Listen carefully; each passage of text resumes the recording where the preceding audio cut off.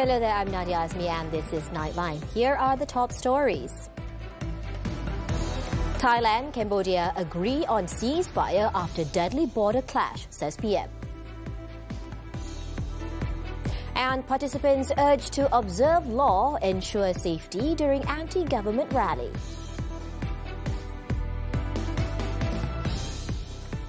Good morning. Thailand and Cambodia have agreed to a ceasefire following deadly clashes along their disputed border. Prime Minister Datuk Seri Anwar Ibrahim confirmed that the two neighbouring countries have heeded Malaysia's call in its capacity as ASEAN chair to withdraw their respective troops from the conflict area. The Thailand-Cambodia border conflict, ongoing since May, has now entered its most tense phase since 2011. The Thai military claims that 9 civilians were killed and 14 others injured in a Cambodian artillery strike on Friday morning. Cambodia, however, has denied the allegation. Earlier, Anwar shared details of his phone conversations with Thailand's acting Prime Minister Phumtham Wechayachai and Cambodian Prime Minister Hun Manet. Please, Prime Minister, on behalf of your friends in Malaysia, please stop immediate ceasefire. Mereka setuju, tetapi ada yang meminta masa sebab dia kata tentera sudah ada di sempadan, mereka harus ada waktu sikit untuk dimobilize tentera keluar. Speaking at the launch of the 2025 Anti-Drug Day celebration in Jitrakada, Anwar also called on both countries to return to the negotiating table to resolve the border dispute. He expressed confidence that the positive response from the leaders of Thailand and Cambodia was not solely due to Malaysia's role as ASEAN chair. Ini saya syukur alhamdulillah kerana bila bicara kedua-dua mereka sambut dengan hormat. Sudah sebab apa? Sebab Malaysia ini negara aman dan stabil.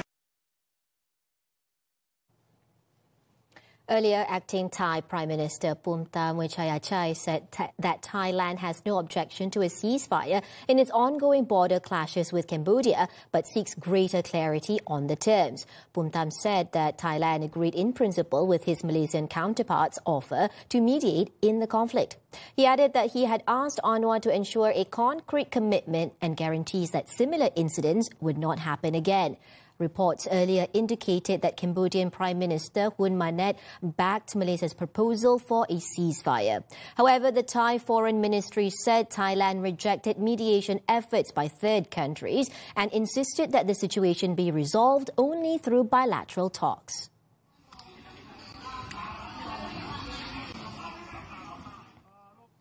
Meanwhile, Thailand on Friday declared martial law effective immediately in 8 districts along the border with Cambodia. The commander of the military's Border Defence Command in Chanthaburi and Trat provinces confirmed that the measure covers 7 districts in Chanthaburi and 1 in Trat. The decision was made in response to Cambodia's use of force to cross into Thai territory. Earlier, deadly fighting continued into a second day, with both countries exchanging heavy artillery and rocket fire as the death toll rose to 15 in Thailand and 1 in Cambodia. The clashes took place in 12 locations along the disputed border, up from 6 the day before. Cambodia had reportedly continued using heavy weapons, while Thai forces responded with appropriate supporting fire in line with the tactical situation. More than 150,000 people have also been reported displaced on both sides of the Thai-Cambodian border as locals seek shelter amid the frontier fighting.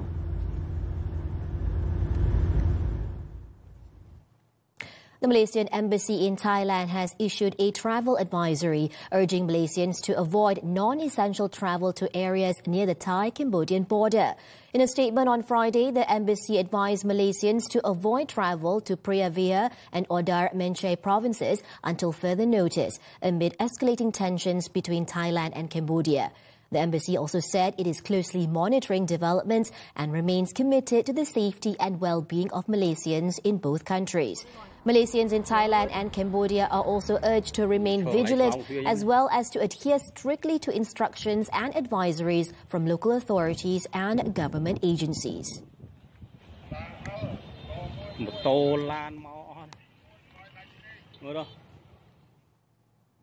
Now, as ASEAN chair, Malaysia has played a crucial role in facilitating the de-escalation of tensions between Thailand and Cambodia.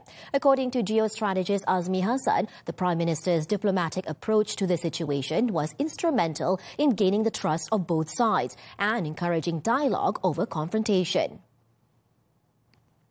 Militarily, they have proven that Thailand can act, Cambodia can act. So diplomatically, they need, I think, somebody, and Prime Minister Datuk Seri Anwar as a chairman of ASEAN, not only as a chairman of ASEAN, but personally know both Prime Minister, I think by calling them personally, and both of them agree to withdraw their troops. Azmi also believes the ceasefire can be maintained, pointing out that both countries are keen to prevent more bloodshed.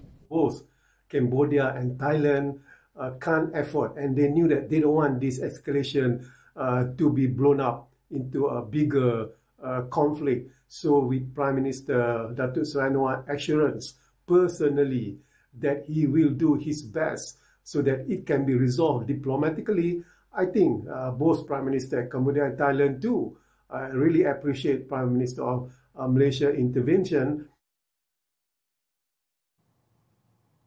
In another development, Anwar, also the finance minister, said the decision to lower the price of RON 95 petrol was not an easy one. Despite the seemingly small 6-cent reduction, the choice was made after days of careful financial consideration. Anwar stressed that the decision was made even though Malaysia already has one of the lowest fuel prices in the region. Saya turunkan harga minyak yang bukan mudah. RM1.99. Boleh tahu, Thailand dah turun dulu. Tengok harga Thailand minyak berapa. Tengok Singapura berapa. Tengok Indonesia, Filipina berapa. Kita jauh lebih rendah. Dan kita rendah untuk rakyat Malaysia. Jadi tak ada langsung syukur. Tapi kalau ucapan, la'in syakartum la'azidannakum wa la'in kafartum inna azabi lasyadid. Ya, tak setuju tak apa lah dalam banyak perkara. Tapi yang dah betul kita buat, bukan mudah, saya nak bagi tahu. Sebab tu saya tangguh berhari-hari. Kerana nak kira berapa belanja dia. Berapa implikasi kewangannya. Berapa yang boleh dapat. Tetapi, ada yang kata, oh bezanya sedikit saja. 6 sen. Dia tak dengar penerangan kita. He added that the government remains firm on not extending fuel subsidies to foreigners as they do not pay taxes to the government. In a special announcement on Wednesday, the government stated that the price of RON 95 petrol will be reduced to RM1.99 per litre when fuel subsidies are rationalised, benefiting 18 million users.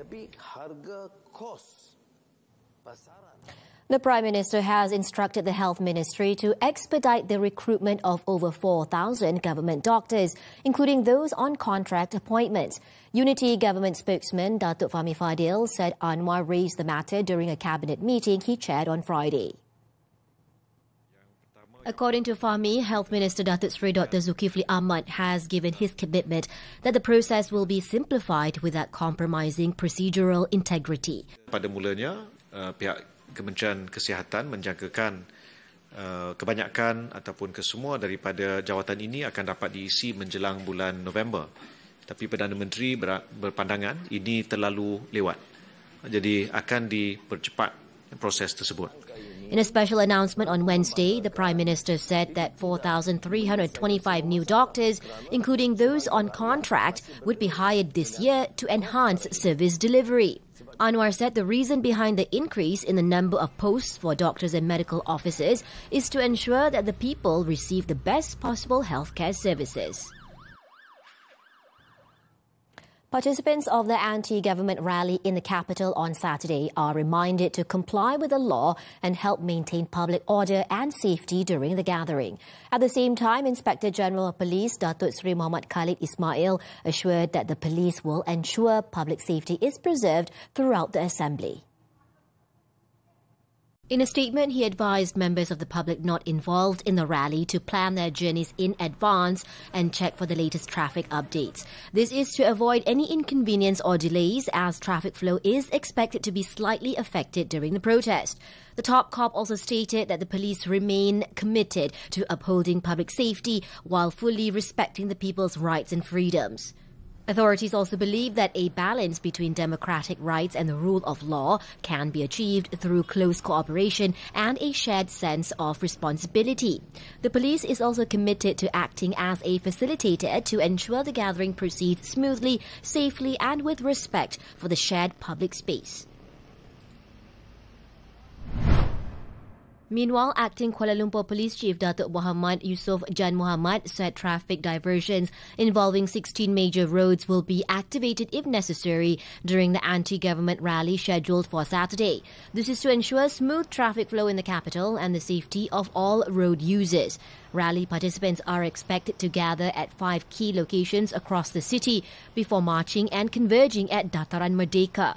Among the roads expected to be affected by the traffic diversions are Jalan Maharajalela, Jalan Kinabalu, Sultan Muhammad Roundabout, Jalan Parlimen, Jalan Kuching and Jalan Tuanku Abdul Rahman. The public are advised to plan their journeys in advance and use public transport where possible to avoid congestion in the city centre. In the meantime, 6 civil society organisations have distanced themselves from the opposition-led rally set to be held in Kuala Lumpur on Saturday. In a joint statement, the 6 groups stressed the importance of maintaining political stability to enable institutional reforms and rejected any attempt to change the government mid-term. The groups include the Coalition for Clean and Fair Elections, BERSE, the Centre to Combat Corruption and Cronyism, C4, the Institute for Democracy and Economic Affairs Ideas, Project Sama, and Transparency International Malaysia, TIM. They clarified that their meeting with opposition leader Datuk Seri Hamzah Zainuddin earlier this month had no specific agenda, but provided an opportunity to present institutional reform proposals to Perikatan Nasional. They also stressed that efforts to reform national institutions would be jeopardized if political instability persists. The statement added, even if there is a change of government, there is no guarantee that the new administration would have a clear and genuine commitment to institutional reforms. Reform, resilience, and results. Malaysia's economy beat expectations. But what's driving the momentum? How is Economy Madani reshaping growth and governance? And what does it all mean for small businesses or the rakyat? Zahir Kelvin Ong Abdullah speaks with Treasury Secretary General Datuk Johan Mahmud Merican. Only on Money Matters this Saturday at 5 p.m. on TV3 and stream on Tuntun.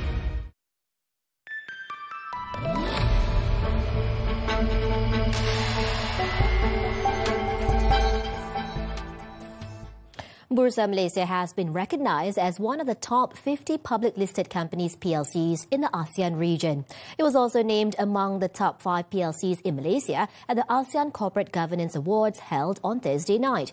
According to the National Stock Exchange, the recognition reflects its commitment to holding the company to the highest standards, while also promoting excellence in governance, transparency and accountability.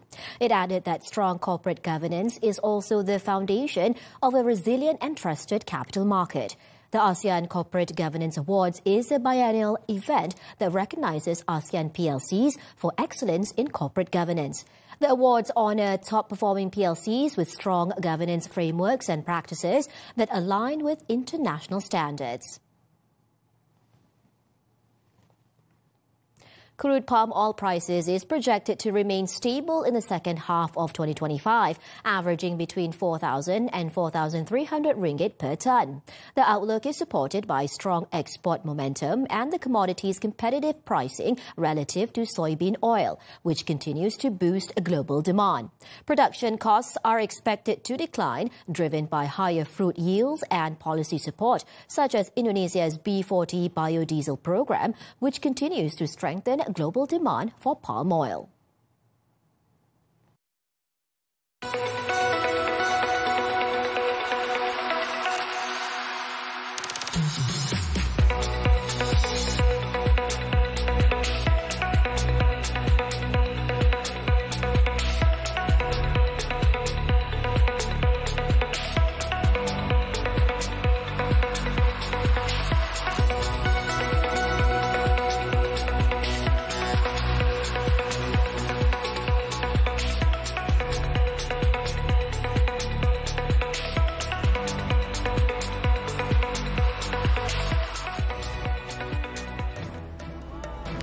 Cebu fire leaves over 60 homeless. The details after this breather.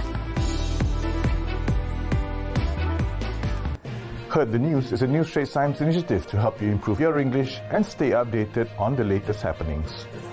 Just scan the QR code in the newspaper or on our website and have the news read to you.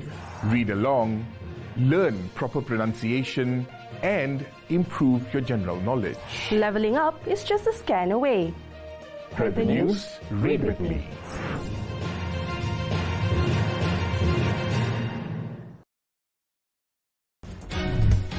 Reform, resilience, and results. Malaysia's economy beat expectations. But what's driving the momentum? How is economy Madani reshaping growth and governance? And what does it all mean for small businesses or the rakyat? Zahir Kelvin Ong Abdullah speaks with Treasury Secretary General Datuk Johan Mahmud Merican.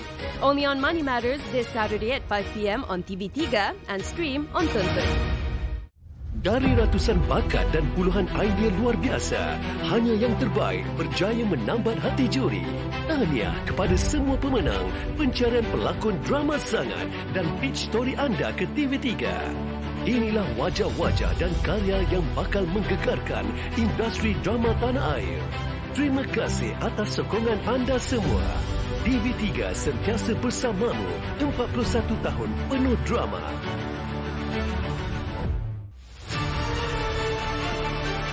Koperasi memperkasa komuniti.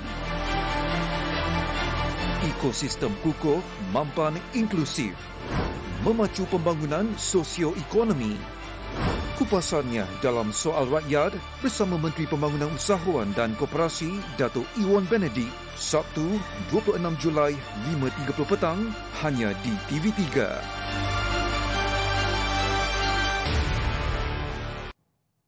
Welcome back. Another victim involved in the 15 motorcycle convoy crash near Seremban Negeri Sembilan in the early hours of Thursday succumbed to his injuries early Friday morning. This brings the death toll to 4, with 11 others injured, including one in critical condition. The victim, Muhammad Iman Rusidi, aged 19, from Pulau Pinang, was a student of College Polytech Marabangi. He was pronounced dead at 12:30 a.m. while receiving treatment at Tuanku Jaafar Hospital in Seremban after suffering severe head injuries. His body was then transferred to the Forensic Department at Rembau Hospital for post-mortem. Meanwhile, Seremban Police Chief Assistant Commissioner Muhammad Hatta Cheddin said investigations into the incident is still ongoing. The accident occurred along the North-South Expressway northbound near the Seremban exit at 2:30 a.m. after 3 motorcycles collided with one another and fell onto the road, resulting in a chain reaction as 12 motorcycles behind them were unable to avoid the crash.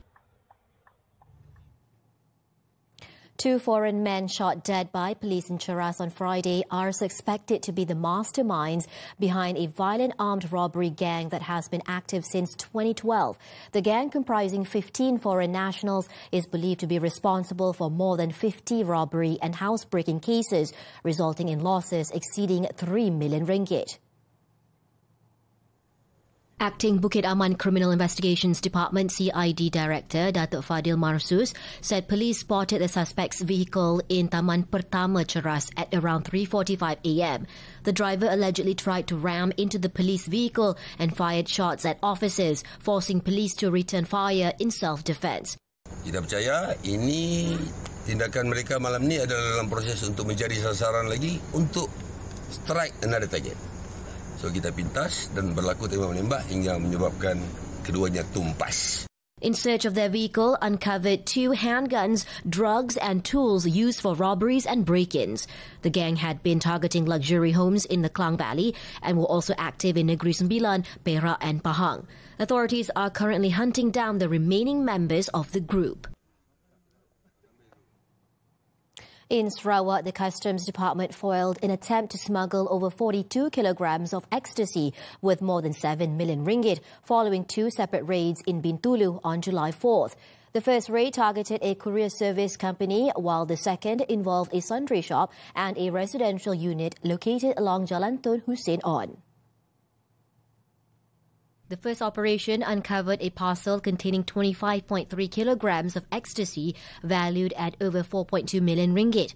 According to officials, the syndicate had attempted to smuggle the drugs via air freight by disguising the consignment as organic coconut products and used an incomplete address to evade detection.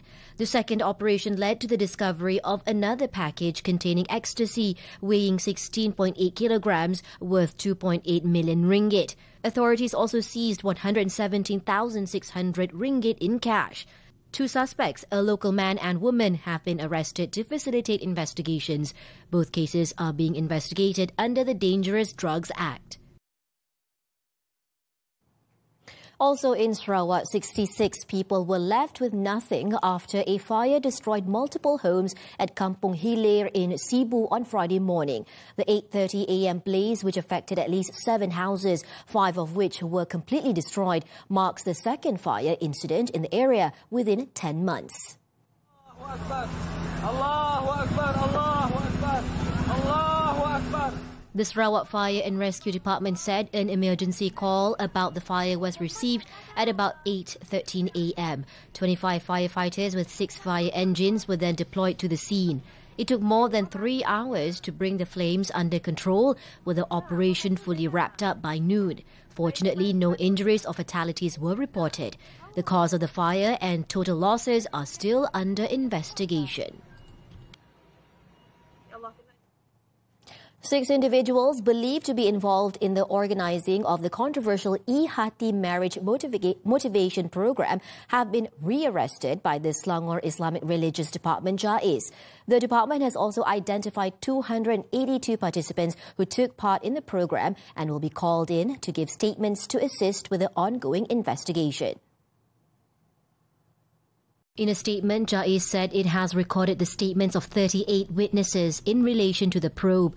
3 books and 3 VCDs seized from the event have also been handed over to the Selangor Mufti Department for examination and legal evaluation under Sharia law. A thorough investigation is also underway into all modules and content offered by the program. Once completed, the investigation papers will be referred to the Selangor Sharia Prosecution Department for further action.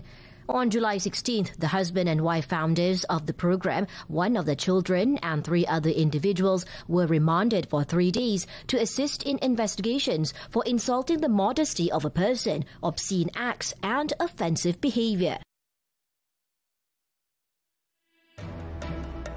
Typhoon May hits the Philippines. The details when Nightline returns.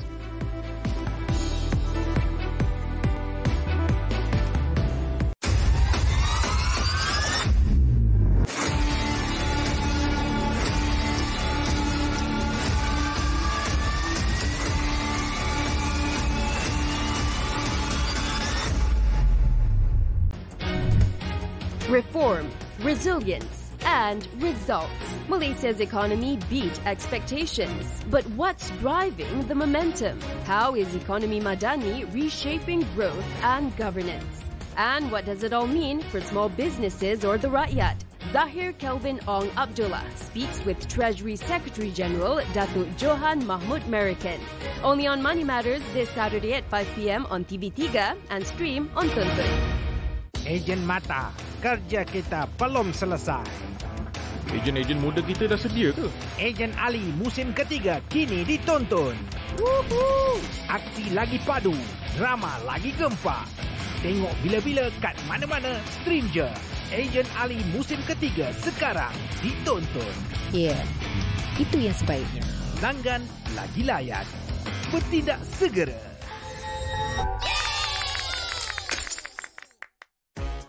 Cat Fashion Week. Miau menyala, gaya membara. Temui 8 finalis Cat Fashion Week. Eksklusif di Nona setiap Ahad 2 petang. Bersiaran di TV3 dan stream juga melalui Tonton. Top 5 Carta Muzik 40 minggu ini.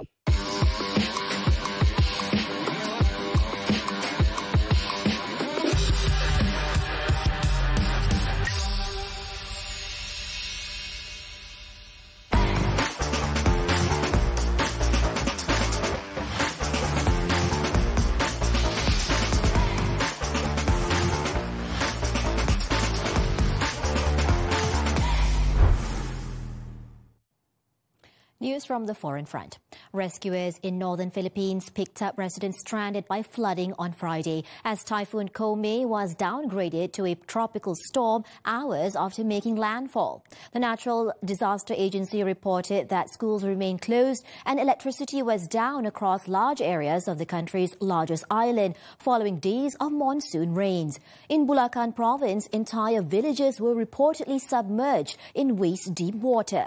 Disaster response officials have reported at least 25 deaths since last weekend, mainly caused by flash floods, fallen trees and landslides. However, there were no immediate reports of deaths or injuries directly caused by Typhoon Convoy.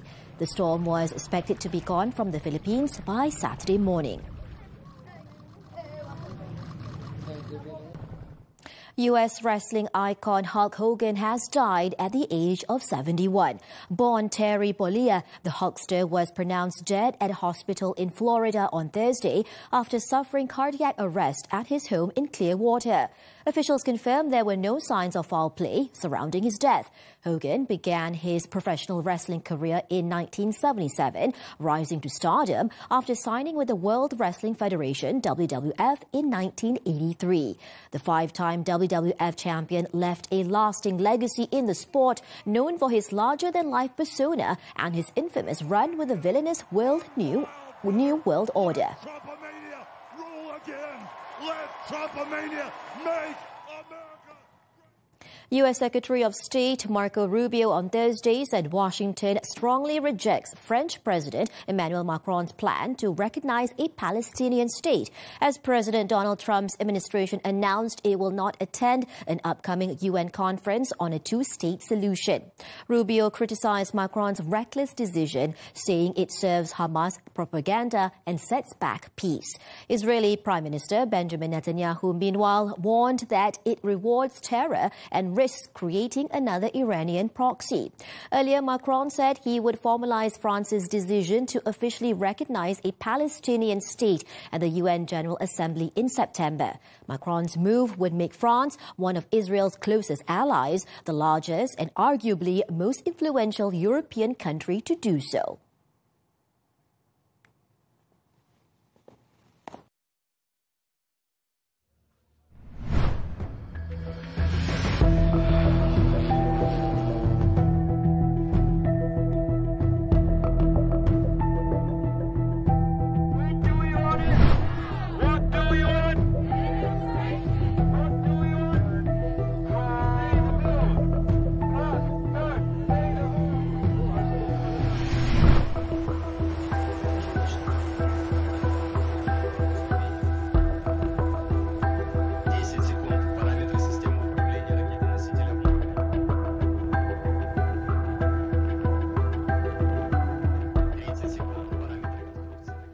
Sports now, badminton and the 2025 China Open. Malaysia's campaign in the Super 1000 event is still alive, with two national top pairs powering into the semi-finals on Friday to keep the country's title hopes burning.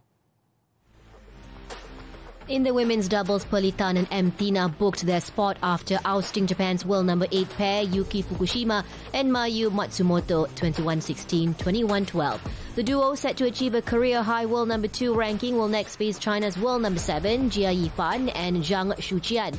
Meanwhile, Aaron Chia and So Hui Yik looked dominant in their all-Malaysian quarterfinal, beating Man Wei Chong and Thi Kai Woon 21-16, 21-16 in just 33 minutes. They'll now take on India's 2022 Asian Games champions Satwik Sairaj, Ranki Reddy and Chirag Chetty. However, the dream runs of Goh Pei Ki, Teo Mei Xing on Yu Xin, Teo Yi and mixed doubles pair Chen Tangji, To Yi Wei came to an end. Moving on to athletics, the 2025 Ryan Re World University Games. Malaysia's fastest man, Muhammad Azmi Muhammad Fahmi, saw his dream of reaching the 200-meter final dashed after finishing 7th in the semi-final on Thursday. The 21-year-old Auburn University student clocked 25.51 seconds, slower than his first round time of 21.26 seconds set on Wednesday. South Africa's Bayanda Walaza, who claimed the 100-meter title, maintained his strong performance by topping the heat with a time of 20.76 seconds. Adria Madero of Spain finished second, while Australia's Christopher Hughes came in third. Azmi, who finished fourth in the 100-metre, will now turn his attention to the 4x100-metre relay heats scheduled for Friday. Turning to cycling, the 2025 Tour de France, Tadej Pogačar took a major step towards claiming his fourth title after pulling clear of rival Jonas Vingegaard on the iconic Col de l'Azores, while Ben O'Connor took stage 18 honours on Thursday.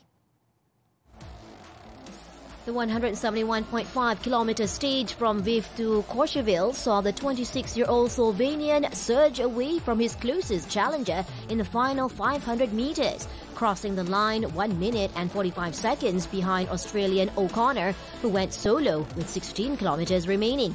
Vingegaard finished third, 9 seconds behind Pogačar, who now leads the general classification by 4 minutes and 26 seconds with just 3 stages remaining. Riders next face a shortened 95-kilometre stage 19 from Albertville to La Panyan due to a cattle disease outbreak near Col de Zazy.